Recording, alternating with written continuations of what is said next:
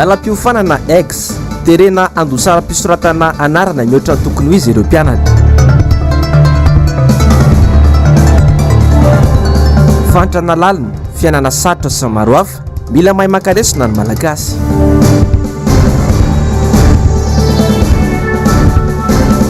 Orinasa mpikojakoja lalana tsy voalovola efa maro ny namony ainy sy niakatra fitsarana. Alakamisy 24 Novambra taona 2024 ankafaliana sy ampitiavana indray tompoko lahy sy tompoko vavy no iarabakanao no sady hitsidiako ny tokantranao amin'ity ariva ity tonga soa indrainao atao anatin'ny fampirahalam-baovao ny fahitalavitry ny MPS ka manasanao ampanajana sy ampitiavana ny tianako anaraka ny vaovao hatrany farany. Vaovao ny fampianarana ambony avetrany nanatanteraka hetsika manoloana ny toeram-pianarany ireo mpianatra ao amin'ny lalam-piofanana économie gestion sociologie io maraina io antony ny fampiakarana ny saram-pianarana na ny droit de réinscription sy ny fanerena azy ireo andoha izany ao anatin'ny fotoana fohy. Nanao ny angom-baovao mikasika izay androany ny namana mpanao gazety Mialy Raronombana sy Mateo Prince. Raha mbola tsy nivahakory ny olan'ireo mpianatra maherin'ny fitonjato amin'ny fahazona ny vatsim-pianarana sy ny ekipemaon'izy ireo tamin'ny taom-pianarana 2024-2025. Misy ireo olana hafa indray ireo mpianatra amin'ny lalam-piofanana économie gestion sociologie amin'izao fotoana izao.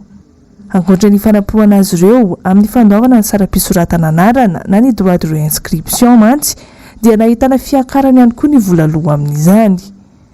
Sahiran-tsaina manoloana ny zava-misy ireo mpianatra eo anivony ity lalam-piofanana ity. Tsy azo nefa tokony ny bourse iny la plupart ny mpianatra ny bourse iny ihany no anaovany réinscription nefa le bourse tsy azo dia nefa le izy nefa le réinscription efa tapitra rapitso zay ary volomaly vao nyteneny hoe tapitra rapitso ny réinscription nareo dia androany mitady 500 000 vetivety eo anaovana le satria mbola te hianatra nefa le bourse tokony anaovana le réinscription tsy azo jusqu'à maintenant. Misy fiakarana le droit d'inscription misy 38 000 ariary dia 38 000 ariary io efa nisy fanazavana eny eto zareo dia anaovana activité para-universitaire sy ny tariny nefa atao amin'ny faculté EGS tsisy an'izay ato dia io takinay hoe mba foanana na farafaratsy ny ahena le izy en plus amin'ny rapitso ny farany réinscription dia zay rapitso zay nefa ny banque andray anay tsy andray akizy be dehibe izy tsy tratrany le akizy tsy afaka manao miracle le akizy loko matoa zay ty amin'ny université Mpanjakana sahiran'izay ho ana 4e année zao any amin'ny 600 000 FMG any nefa ny 700 ny mpianatra ty amin'ny université miantotena daholo ndraindray zay mieritreritra ihany université Mpanjakana dia mety hoe olona manam-bola ihany ve no tafiditra ety sa ahoana satria ohatran'izany zava-misy enjakenjana ihany hoe tediavina ao anatin'ny herinandro latsaka 2 andro vola 600 000 sy ny ohatran'izay nefa mpianatra matoa ety amin'ny université Mpanjakana ho sahiran'izy. Hiaran-tsindra avy any amin'ny ministera ny filohan'ny fikambanan'ny mpianatra ka tsy avelan'izy ireo mihetsika ny mpianatra izay mijinja hatrany ny tsy fandraisana andraikitra ny fitondram-panjakana.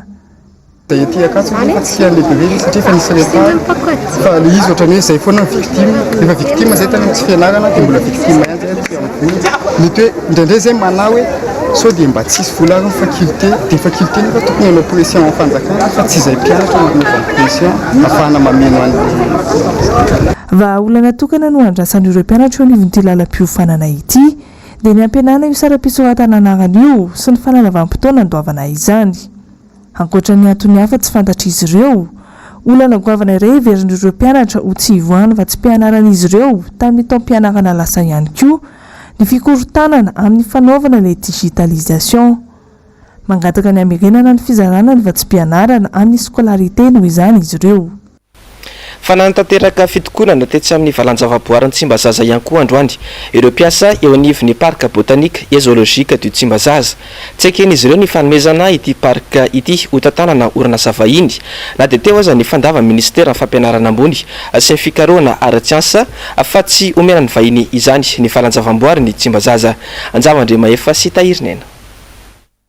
Na dia teo aza ny fanambarana nataon'ny ministera ny fampianarana ambony sy ny fikarohana ara-tsiansa omaly momba ny feo mandeha fa omena ho tantanin'ny orinasa vahiny gropy aksiana ny valan-javaboarin'ny Tsimbazaza dia tsy nahasakana ny fitokonana nataon'ireo mpiasa eo anivon'ny parc botanique et zoologique du Tsimbazaza izany. Manana profo mazava izahay matoa masamijoro sy miteny tahaka izao hoy ireto mpiasa ireto ary nisy mihitsy aza ny taratasy avy amin'ny ministera piay mibaiko ireo mpiasa natanteraka io fikasana hamindra ny fitantanana amin'ny gropy aksianina io. Tsara marihana fa izahay raha manao izao fihetsiketsehana izao dia voalohany indrindra tsy miteny tsy misy pirofo ary ananana pirofo daholo ny zavatra tenenina. Izany fikasana izany dia tsy zavatra nitenenina fotsiny amin'izao akory fa nisy fivoriana efa indroa na intelo tany amin'ny ministera tany izay natrehan'ny talenay, izay natrehan'ireo chef de département, izay natrehan'ireo solotenan'ny mpiasa na délégué de personnel sy ny syndicat.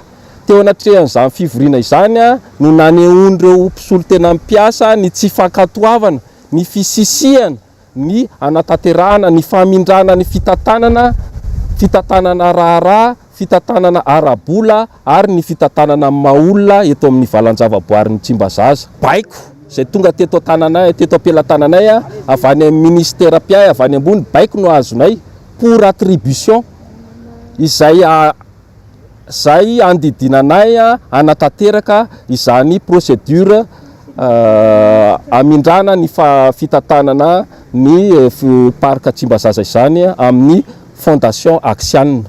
Ny mpitantana sy ny tompona andraikitra no tokony ho ahitsina hoe sorona amin'ny toerany rehefa tsy mahavita ny andraikitra sahany hoe hatrany ireto mpiasa ireto fa tsy ny parka no amidy amin'ny vahiny hoe hatrany ny fanazavana. Izahay akory tsy hoe izahay indray ny avinavina raha misy resaka partenariat satria izay no tenenina any hoe resaka partenariat dia davin'ilay groupe vahiny ho atao amin'ny parka. Tsy voazao zay vao nanana partenariat. Fa ny partenaire-nay hatramin'izay tsy miditra amin'ny fitantanam-bolanay dia tsy miditra amin'ny fitantanana ny olonay. Fa manampy izy raha misy afaka anampiana raisinay tanandroa. Dia zay hoe tsy vahaolana koa le fivarotana ny toeram-piasana zany fivarotana nyty patrimoine national antsika ty amin'ny vahiny. Raha misy resaka hoe tsy fahombiazana hoe lazain'ny olona fa hoe mahimby biby hoe tsy mahomby misy an'izao misy izao tsy hidiranay resaka fitantanana. Raha tsy mahomby ny mpitondra sy mpitantana eto be dia be ireo olona manana fahaizana, manana traikefa. Zoany zareo manolo an'izany arak'izay eritreretina hoe ty mety avita ampandrosy ampandehan'io parka io fa izahay mpiasa eto dia manao ny asana ara-dalàna araka ny tokony ho izy maraina 7 jours sur 7 365 jours sur 365. Zavatra andrasanay zany dia ny fandefasana taratasy aty aminay fa hajanona io zavatra io. Fa rehefa tsy misy taratasy administration publique natao raha fa tsy misy ny taratasy izay milaza fa tsy misy na manohatra sy manafoana io zavatra io dia heverinay ohatra mbola nataony zareo taloha fa mbola mitoy ihany io any aorianany. Ka zay zany dia tsy anaiky mihitsy raha tsy misy taratasy avy any ambony any milaza fa foana io fikasana io na ajanona io fikasana io. Nanamafy moa ireto mpiasa ireto androany afa manao ny asany araka ny tokony ho izy ireo na dia misy aza izao hetsika ataon'izy ireo izao. Nisy tamin'ireo mpitsidika kosa nefa no niverin-dalana fotsiny maraina io raha saika hitsidika atao amin'ity valanjavaboary ny Tsimbazaza ity. Ny antony teny zao mety hitsangatsangana hitondraka izy ity zay tsy nahaeno dia nandeha zay fa mieritreritosy nefa tonga aty zay dia tsatona mivavaty dia tsisy azony atao fanaova dia maty fore zay. Maty ny nandro, maty nefa hitanao mieritreritosy tamin'ny andro tondraka izy kely. Zay zao natony tena hoe zay tsy vato tsy anakalo fa mba hitsangatsangana hoe laka misy zay manko fantatra hoe fa voany izy io. Tena malahelo satria araka ny tsy fisian'io raha nany ambanivohitra dia mba hiala voly kely ny fianakaviana dia tonga taty mieritreritosika avy mieritreritosika zany zay io dia mba hoe hoentina hitsangatsangana ty Tsimbazaza hatramin'izay misokatra moa Tsimbazaza rehefa lakamisy sabotsy lahady nefa tonga eto dia ohatra very fotoana fotsiny malahelo ihany fonay satria zay hitanao fa tsisy voly efa mba mitady vola kely ny fianakaviana nohanina azy rehefa manahirana nefany mba te hiala voly amin'ny terrain fiainana nefa tsy misokatra ilay izy dia ohatrany malahelo tonga eto zao hoe hiverina fotsiny dia ny mieritreritosika any avy any faratry vakina karatrany zao misy an'ireto fianakaviana entina eto dia zay no ohatrany mampalahelo anay. Ny sakafo kely efa mba nandrahoana trano ny entina nefa zao dia eto fotsiny zao dia andeha hiverina ody. Tonga teto zao zay dia zay zany efa niomana efa mbolana maromaro zay nanomana n'ity zavatra ity dia nefa ny tonga eto zany zay nerinay tamin'ny tele tsy hoe mitsatona fa hoe misy fivoriana zareo hoe hiarana izy fa hoe ny fidiram-bola misy ihany dia tonga eto zay dia hoe tsy misokatra indray izy zany dia tsy maintsy mivetsaizy hoe ahoana ny ataonay. Ankoatr'io manay mafy ny overy asany akamaroan'ireo mpiasa eo anivon'ity parka botanika zoolojika ty Tsimbazaza ity Maro amin'izy ireo mantsy no mbola tsy voaray mpiasa raikitra na mpiasam-panjakana ka raha sanatrian'izany ho lasany vahiny tokoa ity valan-javaboary ity dia tsy maintsy hisy akony amin'ny fifanarahana arakasan'izy ireo izany. Tamin'ny alalan'ny fametrahana sora-bavety teo am-bavahadin'ny parka moa no nanehoan'ireo mpiasa ny fitokonana. Ny rohatra nakeny amin'ny ministeran'ny fampianarana ambony sy ny fikarohana ara-tsiansa kosa izy ireo atao arian'izay. Araka ny fampitambavao farany androany ariva moa dia nisy ny fihaonana teo amin'ny ministeran'ny fampianarana ambony sy ny fikarohana ara-tsiansa niaraka tamin'ireo solotenam-piasa sy ny solotena ny sindika ary ny foloan'ny mpampianatra mpikaroka nivoaka nandritra izany ny fehi-kevitra ka ny fanaiky ny rehetra amin'ny fanafoanana ny fanomezana ny fitantanana ny parka Tsimbazaza ho an'ny groupe Axian. Azo lazaina oniravina araka izany ity olana ity. Fa ny rohatra nakeny amin'ny ministeran'ny asa vaventy indray ireo tompona orinasa mpikojakoja lalana tamin'ity androany ity. Mbola tsy voalohan'ny fanjakana ny volan'izy ireo hatreto na tefa mivantana tamin'ny filohan'ny repoblika araka izany ny antso nataon'ireto tompona orinasa ireto tamin'ity androany ity. Anjavandremahefa sy Tahirinena. Tapidalakale tanteraka izahay hoy ireto tompona orinasa mpikojakoja lalana tsy voalovola ireto. Miaina anatin'ny fanilikiliana sy ny fampanantenana trano izahay rehefa tonga hitaky ny vola izay nosasaranay nandritra izay heritaona izay. Efa maro ny dingana natao kanefa toa rano atondraka andamosingisa trano izany. Raha mba tsapanareo tompona andraikitra, maro ny olona izay ampiasain'eo entreprise reo ary ny zavatra misy dia tsy miatra amin'ny akalana, tsy miatra amin'ny vilisony, tsy miatra amin'ny vilantsony. Ny fahavoaizanay mpandraharaha teme entreprise kojakoja lalana fa miatra manaina mihitsy izy tia ka zay ny mahatonga anay mivory sy tapaka ohatran'izao satria efa maro aminay ireo no efa mandeha any amin'ny raha-raha-pitsarana ny amin'ny chèque sans provision. Efa maro aminay ireo no efa tratra ny AVC noho ny fiasan-doha ary efa maro aminay ireo no efa namoiny ainy satria tonga ny banky sy misy contrat aminao fa tonga hanao ny lavanty ny tranonao sy ny tanorazanao ka dia mampalahelo zany. Ka tonga tato indray zahay zao tato ministeran'ny travaux satria misy fangatahana zay hionanay agny fa tsisy mpandray moa anay eto satria hoe tsy ao ny tompony andraikitra. Ny zavatra dingana ataonay zany dia zao farany hoe miasa anao zao monsieur le président nona zay io maty mosary zay io hatreto aloha zany dia tsisy ny fivoarana ary tsy mbola nisy entreprise hoe paye fa ny comptenay amin'ny banky ny rehetrarehetra reo dia négatif daholo hatreto. Misy 300 moa ireo orinasa mpikojakoja lalana tsy voalovola amin'izao fotoana izao ary vola mitentina 330 miliara ariary no tokony hositrahan'izy ireo avy amin'ny fanjakana.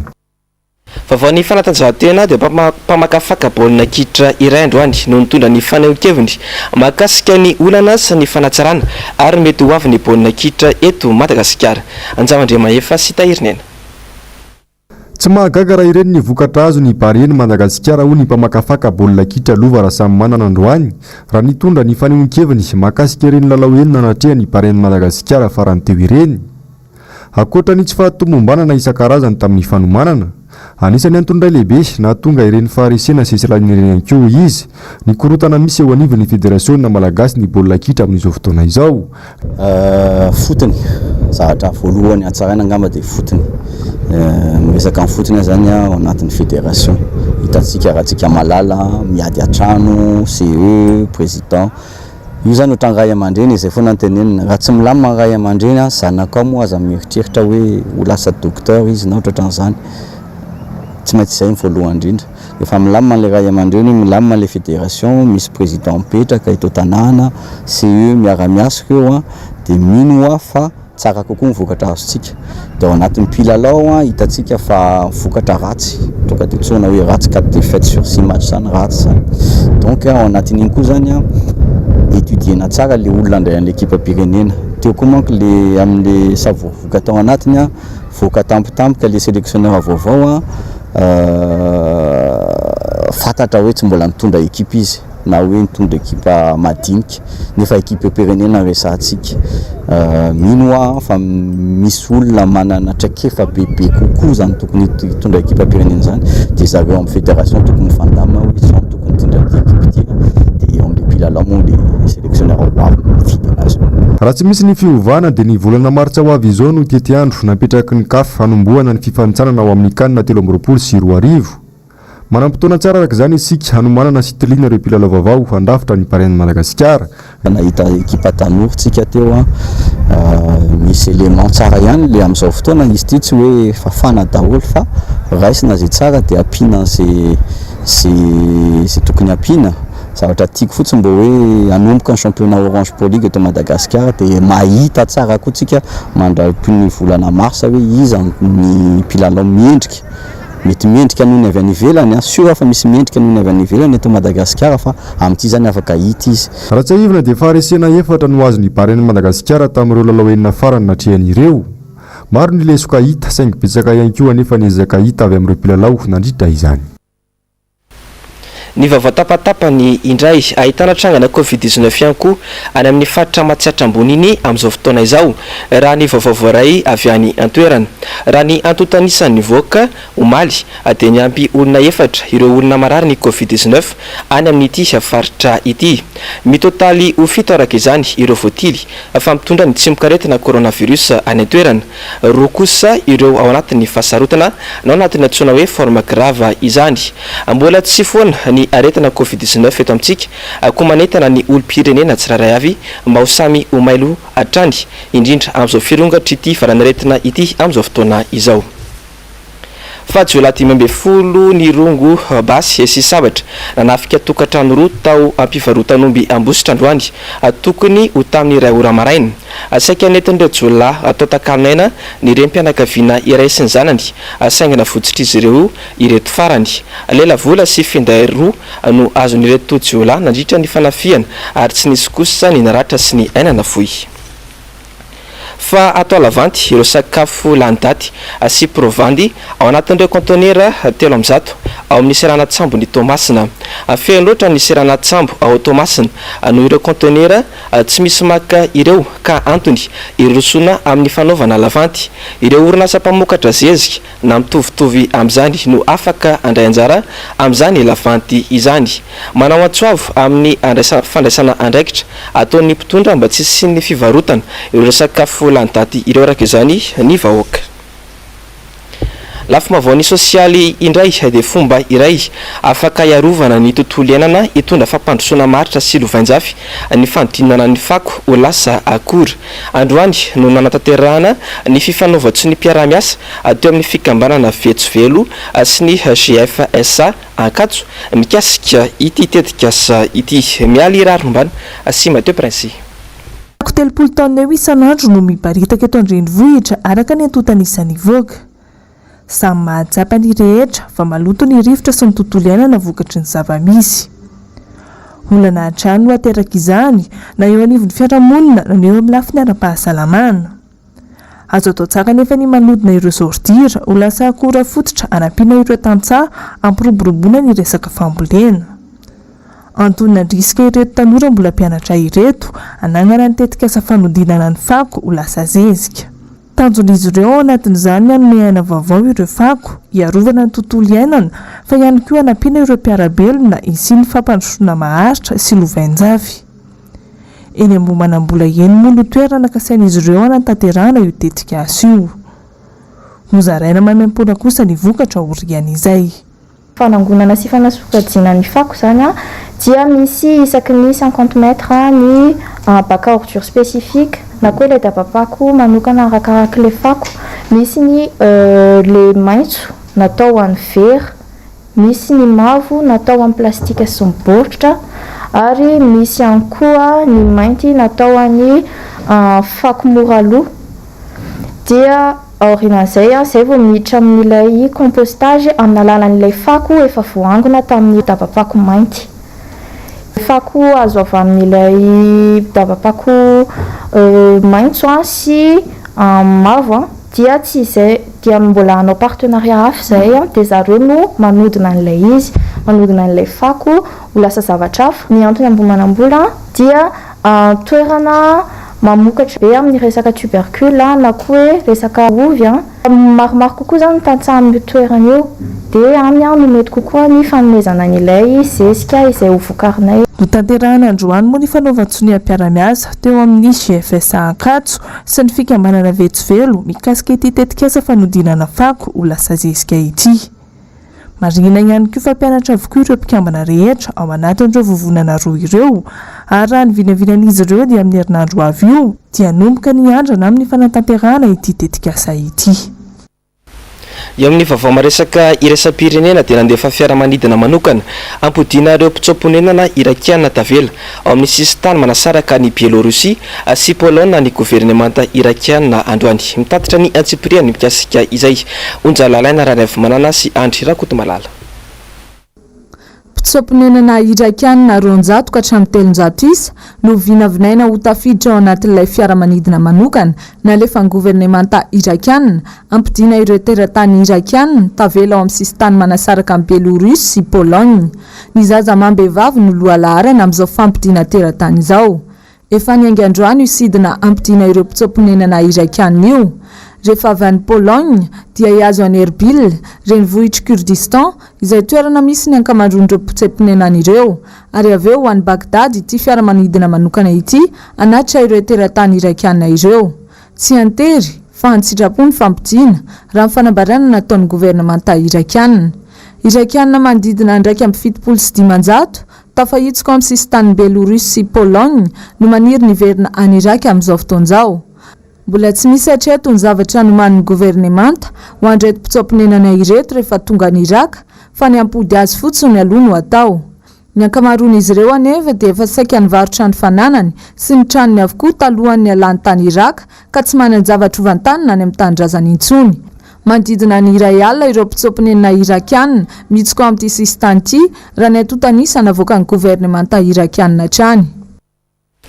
Fantanterahana tao Niger ny fikoanandohan'ireo vehivavy afrikana. Loha hevitra nisy nodiniana nandritra ity fikoanandoha ity ny fampivoarana ny fampidirana ny vehivavy any an-tsekoly ary koa ny tokony anatsarana ny fampanambadiana ny tovovavy loloatra. Onja lalaina raha ny avy manana sy Andry Rakotomalala hatrany.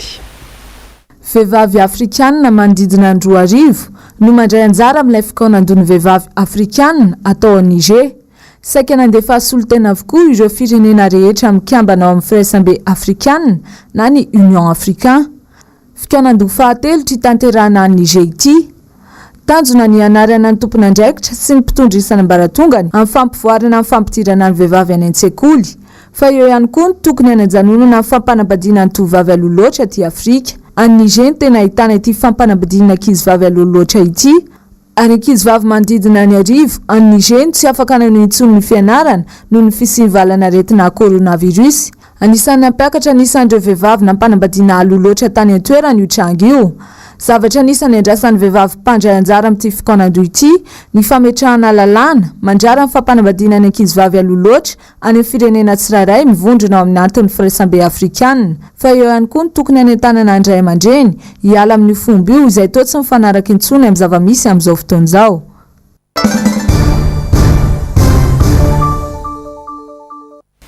Eo amin'ny lafy mavaon'ny politika indray dia manamafy ary manizingizina ny mpanohitra fa tsy Andry Rajoelina mihitsy no lany tamin'ny fifidianana filohan'ny repoblika lasa teo. Mitaky ihany koa ny mpanohitra ny amerenana ny fanisiam-bato tsy misy doublon raha toka ilaina izany.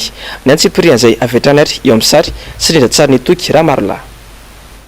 Mazava fa tamin'ny alalan'ny doublon sy ireny alabato niseho tamin'ny endrika maro isan-karazany ireny no nafahan'ny Andry Rajoelina ho filoham-pirenena. Ny raha nahita toy ny vai atapikandrina ireny mpirofo paritaka tamin'ny tambajotra tserasera sy tamin'ny aina manjery ireny tamin'ny fahatratrarana karaha-mpanondrom-pirenena ny paritaka sy bulletin unique efa nisy marika ireny. Mivoaka amin'ny fanginany ity raharaha ity ankehitriny ka ny mpahalalana iraisam-pirenena Arlette Marson dia nanizingizina fa tsy Andry Rajoelina ny lany teo raha nadio ny fifidianana. Andao anao recomptage des voix tsisy resaka doublon tsisy resaka sady milalana iraisam-pirenena milaza hoe raha ohatra ka hoe tsy misy résultat hoe tsy manova résultat le izy dia mbola azo acceptena ihany fa ty tsy azo acceptena mihitsy satria tena manova résultat tanteraka ka zay aloha dia mitabataba an'io zavatra io satria vous avez violé la constitution allègrement mihitsy ny teny frantsay tsy raha rahinareo daholo mihitsy de ina ny zavatra mitanga de conséquence amin'ny vahoaka ny vahoaka zao mety mifidy programme hafa mety tsy mifidy tsy fantatra hoe programme an'izay olona lany io IEM mety anatin'ny fony vahoaka de hoe minay de zay mila tany mila tany ho anay trano anay mila iaina tsara zay zavatra fa manjo am'izao fotoa zao tsy atompoko arodana tranonareo fa anaovana nouvelle ville tsy atompoko arodana ny fanananareo fa anaovana manara-penitra mety ho zay mety zavatra fa mitfidiny vahoaka safidim-bahoaka nefa zavatra fa mitanga tsy tokony ho tonga amin'izao fantrana lalina tsy mbola nisy tao anatin'ny 10 taona izao isika eto Madagasikara raha toka tsy Andry Rajoelina no nitondra any Madagasikara ho hiatrany ity pahalalana iraisam-pirenena ity. Matetika loatra mantsy falitsaka tsy andalana ataon'ny filoham-pirenena niaraka tamin'ny Jean-Éric Rakotoarisoa filohan'ny fitsarana avo momba lalam-panorenana teo aloha. Ianao no mampanao violation répétée de la constitution azambodimody satria sarotra milaza koa ianao amin'ny réunion reny ka mafy be izy ka mampalely sao de misy ina moty izy zany ve dia argument juridique re olona na dia anao tsy mahay lalàna azy ka matahotra sao de misy korotana de nakan'izao décision raisinao de décision diso tompoko diso tanteraka tsy olona ny proclamenareo io ny tokony élu tamin'ny fotoana io fa mety olo-kafa fa satria nareo miteny fa hoe mety zay manana misy zany rehetrarehetra zany voalaza teo nany indice misy indice be deabe misy faisceau de présomption tsy fantatra filazana azy amin'ny teny malagasy faisceau zany hoe misy famarinana be deabe manaprofo fa hoe diso mididy promulgation navoakanareo tamin'ny novembre 2018 tompoko diso tanteraka teo gaga ve sika malagasy raha ho toy izao ny fantrana manjoa atsika anjarany tsiraray no mandinika zava-misy sy mahay makalesona ka tsy ho voarebireby makety sy ny fampanantenana pokaty indray amin'ny fampelezan-kevitra manaraka. Fa mila mandray sy makalesona ny vahoaka malagasy io kosa ny solombavambahoaka fitrarala amin'zavan'olona malona izao zava-mitranga eto Madagasikara izao efa mihamanatona indray mantsy ny fotoam-pifidianana ka izay no ilana izany fakana lesona izany nantsiprianzary mbola eo amin'ny sarisindra-tsary ny manora ndray malala tsy mbola nisy tao anatin'ny 10 taona tokoa zany hoe firenena mahantra fahatelo indrindra maneran-tany ka famenona kianja zay lazaina fa manara-penitra no entina ampandrosoana any Madagasikara ankalasa anjorom-balany sosialim-bahoaka. Eo ihany koa ny fiakaran'ny vidim-piainana izay tsy izy ny gabiraraka amin'ny fitantanana ny harem-pirenena ny kolokolo sy ny namanamana maro isan-karazany ny fanjakany ny fampanantenana pokaty sy ny fampiderana makety isak'izay miteny ny fatahorana ny mpanohitra sy ny maro hafa. Sationa ny zava-mitranga amin'ny fitantanany Andry Rajoelina any Madagasikara izay rehetra izay nanomboka tamin'ny taona 2024 ka hatramin'ny androany. Efa mihamanakaiky ity fotoana ny fampelezan-kevitra ka tsy tokony adino malagasy izao fantrana lalina izao mba tsy voafitaka fantelony intsony malagasy ka ahaka lesona amin'izay tsy fahaizany Andry Rajoelina nandritra ny fitondrana indroa any Madagasikara izay.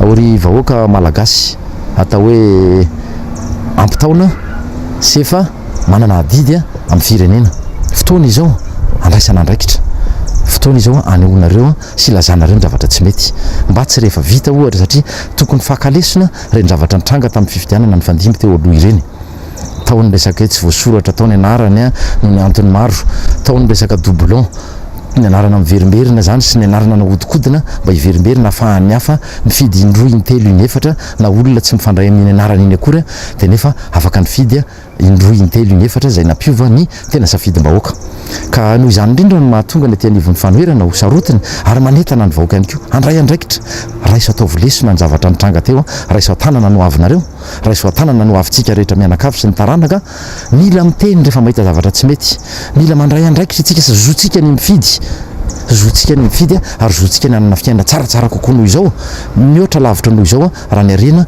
ananatsika zany fa nefa ny olana dia ny mpitondra izay hitantsika mitondra ankehitriny sy nanomboka mitondra tamin'ny taona 2024 dia tena tsapa fa manao tsinitsinina mihitsy izany atao hoe etaetany vahoaka izany tamin'ny alalan'ny fampanantenana miaro ronono atavy fa ny akamarony dia tsisy tanteraka. arak'izany dia vahoaka tsirairay mihitsy no mila tonga saina amin'izao zava-misy izao satria tsy misy afa-tsy ny tsy fahaizany Andrajoelina irery ihany mitondra ny firenena no anton'izao fanitrana lalina manjo ny malagasy izao.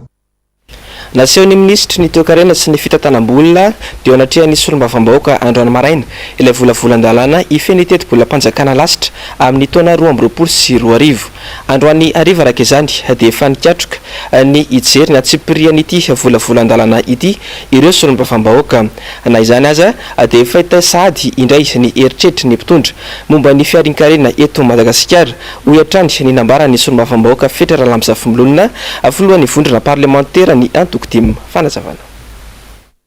Mbola tsy manana moa eto ny atsipriany fa tamin'ny fanolorana an'izany volavolan-dalàna zany mety ny ramatoa minisitra teo no namelabelariny akapobe toy ny hoe ny 300 zany teti-bola izany volavolan-dalàna zany dia tokana ho amin'ny sosialy, ny 300 hono dia tokana ho amin'ny famokarana.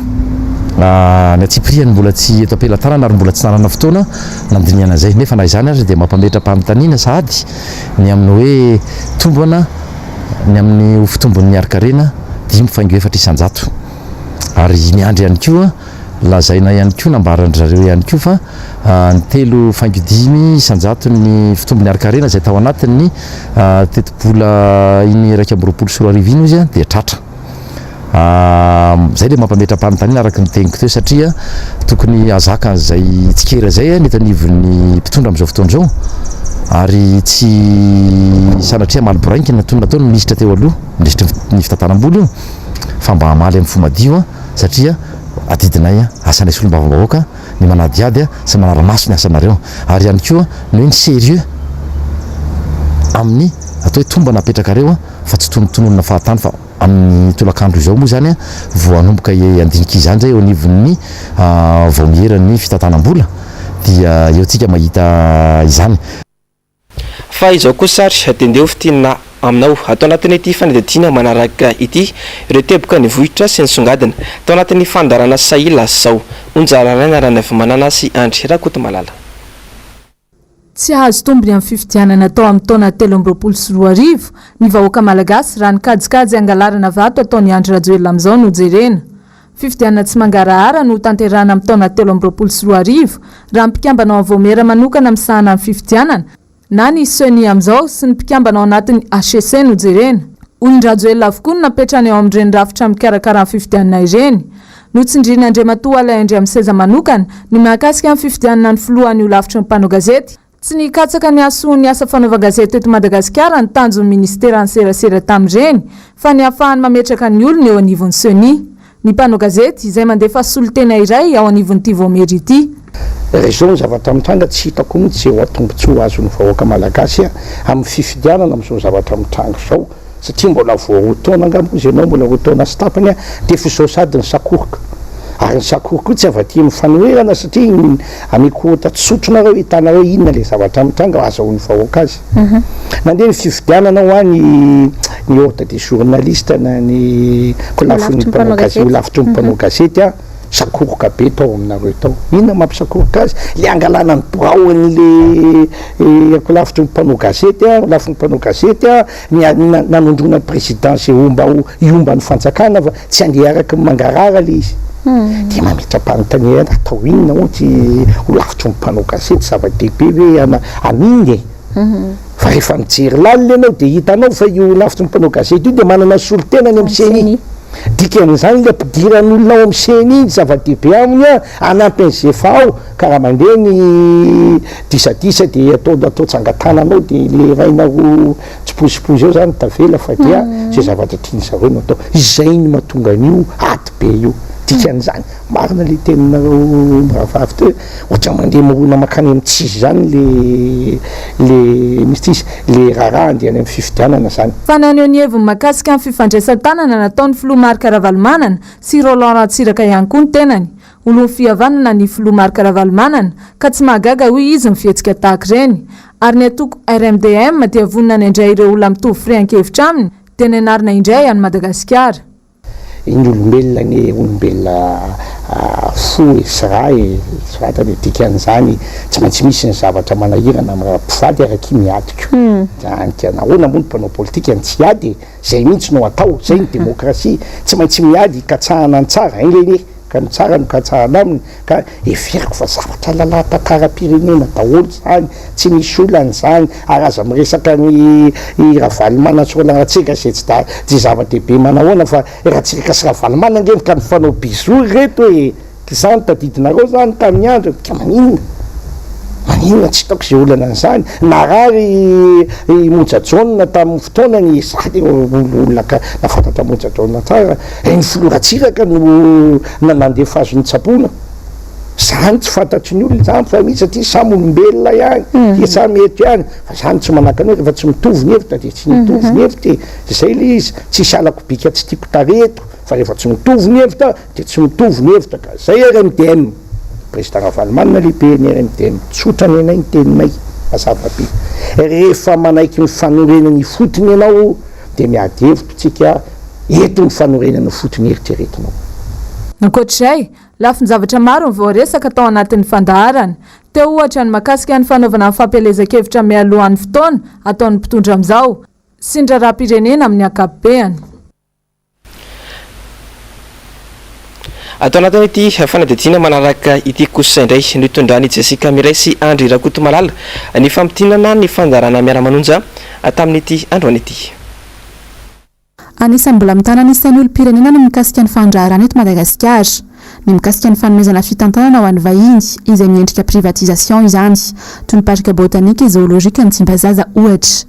Fiandrianam-pirenena nefa nitahaka ny parika ho ny mpampianatra mivondrona ao anatin'ny collège de chercheurs enseignants ny parc botanique et zoologique any Tsimbazaza trany. Anisan'ny ady hevitra ny mbana tao anatin'ny fandarana miara-manonja izy ity androany.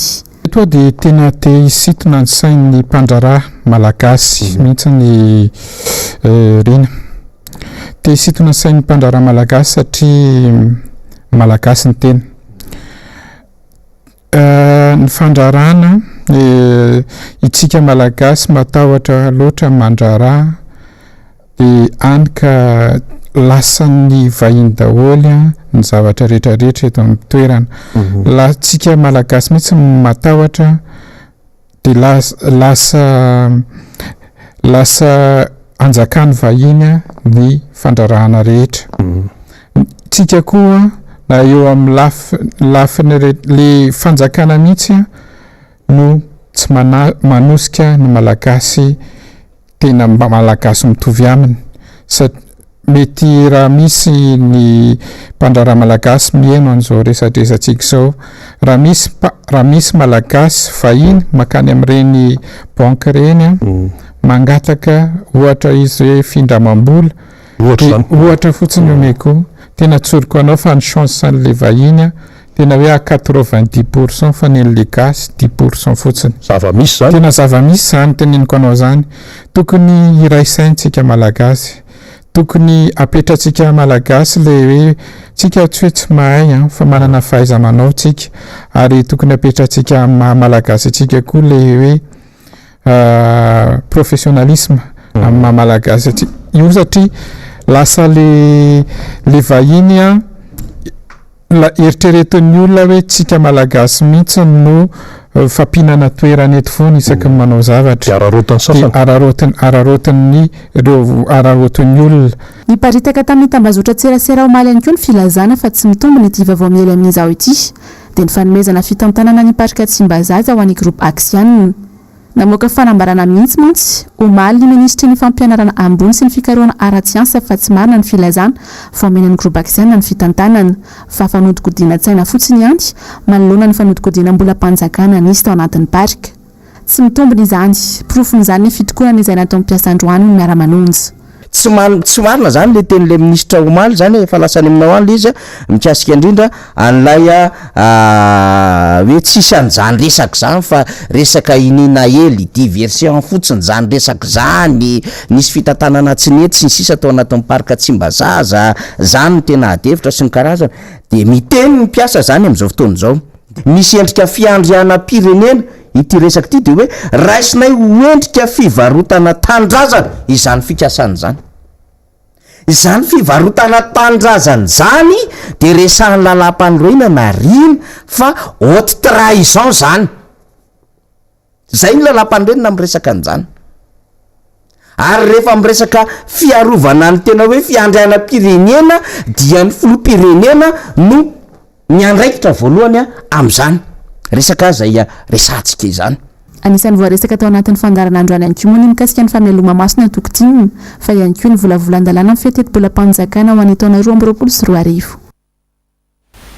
dia zay ankoa ry tompoko lahy sy tompoko vavy netiko manakatona ny fotoanan'ny fampalalam-baovao tamin'ity androan'ity isoraka ianao nanaraka izany hatramin'ny farany azadonona ny fandarana Global News no arahinao avetrany aorin'izao fampalalam-baovao izao. Aorin'izay kosa ny fandarana ahoana marina ary ny horonan-tsary ny amseho atotry ny MPS ho anao amin'ity alina ity dia mitondra ny lohateny hoe Rough of Mine. Ny sampana fampalalam-baovao kosa dia mametraka ny veloma mandra-pitafa aminao ho amin'ny rampitso indray. Tompoko lahy sy tompoko vavy veloma tompoko.